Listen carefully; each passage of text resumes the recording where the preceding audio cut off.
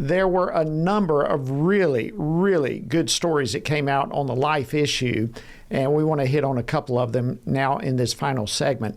Among them was an order by a Colorado district court that permanently blocked a state law that prevented pro-life medical professionals from providing women the option for abortion pill reversal.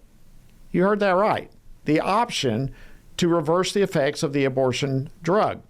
Well, joining me now to discuss this is Kevin Theriot. He's a senior counsel at Alliance Defending Freedom. Kevin, welcome back to Washington Watch. It's great to have you. Thanks, Jody. It's good to be back with you. Well, look, I know you're not a doctor. You're one of the best attorneys in the world, but not a doctor. But before we get into the background of the case specifically, Kevin, can you tell us a little bit more about the abortion pill reversal?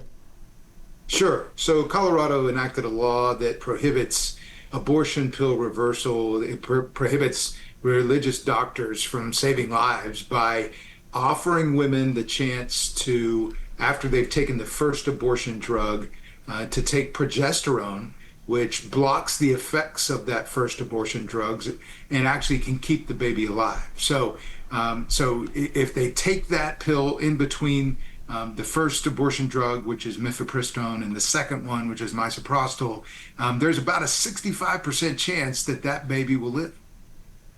Wow. Okay, so with that information, let's go back to the case itself. A little bit of background, if you would. Fill us in.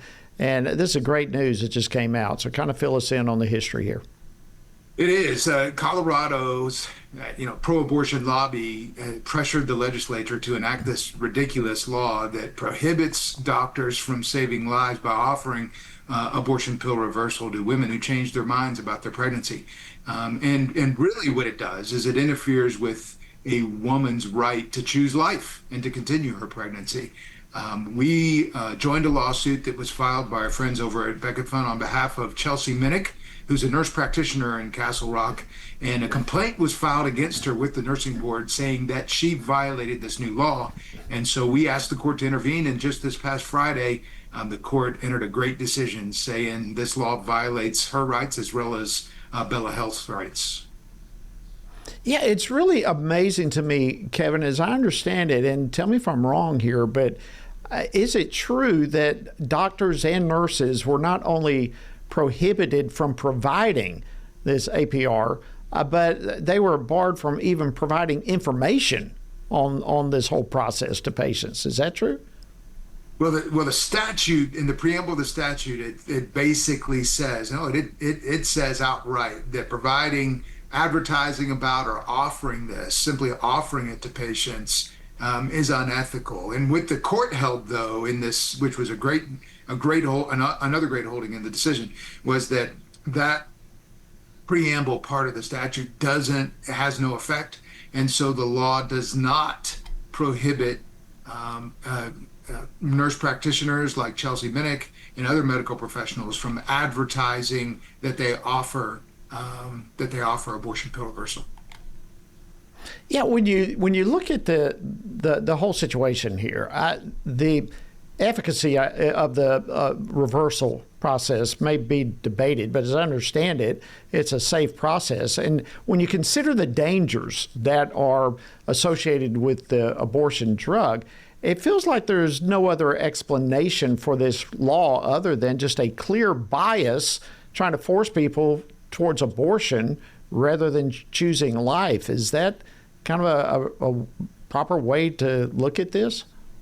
Absolutely. The proponents of the law that were pressuring the legislature to enact it are blatant abortionists that are anti-pregnancy center, anti-pro-life, and they just do not like anything that even hints at the fact that some women change their minds and regret their abortion. They want it to be this thing like taking Tylenol, and it simply isn't. And it's interesting to note that the court said that the taking progesterone, which is what is used to reverse the effects of or block the effects of the first abortion drug, there's no other restriction on progesterone. Doctors use it all the time during pregnancy to prohibit preterm birth, for premenstrual syndrome, that kind of thing. And Colorado didn't restrict use of progesterone for that at all. Just this use, which is used to save lives, and according to our clients' religious convictions. Wow, interesting. All right, final question. So what does the court decision from Friday do exactly? Well, the court decision puts a permanent hold on the law and prohibits the state of Colorado from enforcing against our clients. It also holds that it violates the freedom of religion of our clients. So it sets the first precedent that I'm aware of that says that abortion pill reversal offered by people who have a religious conviction to offer it and to save lives is protected by the United States Constitution. Wow. Thank you so much, ADF Senior Counsel Kevin Theriot. Great work for you and all the team. And thank you so much for joining us on Washington Watch. Thanks for having me on, Jody.